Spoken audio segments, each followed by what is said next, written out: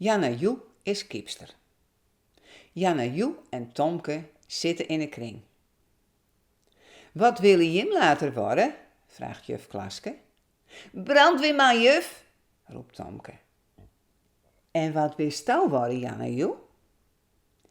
Ik wil voetbalkiepster, zei Janne Joe. Dat kan niet, zei Simon. Meisjes kunnen geen keeper worden. Jawel hoor, meisjes voetballen ook, vertelt juf. Ze worden ook kampioen. Krek als Mali. Dan moeten ze wel een hele prot oefenen, zei Tomke. In één krijgt juf een idee.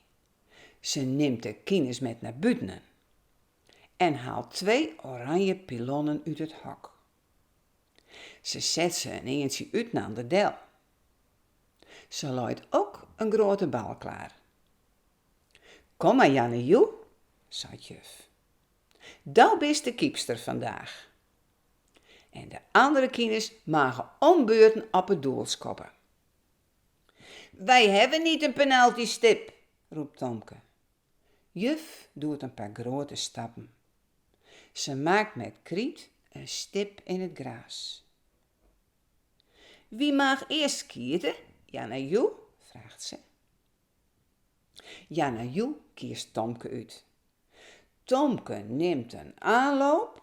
Hij kijkt naar de kiepster en dan knalt hij de bal tussen de pilonnen. Janne Joe ploft bovenop de bal. Alle kines mogen een paar keer op Janne Joe skieten. Juf Klaske moet ook een keer, zei Janne Joe.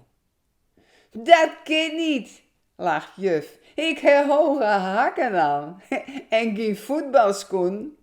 Haha, juf durft niet, zei Tomke. Doe dan maar, zucht juf.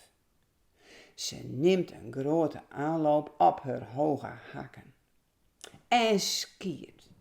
De bal gaat ver naast het doel. 1 schoen vliegt uit, recht op een kiepster aan. Janne Joe springt omhoog en pakt de schoen uit de lucht. De kieders binnen slap van geniezen. En wat zei juf Klaske? Janne Joe, dat bist een geweldige kiepster.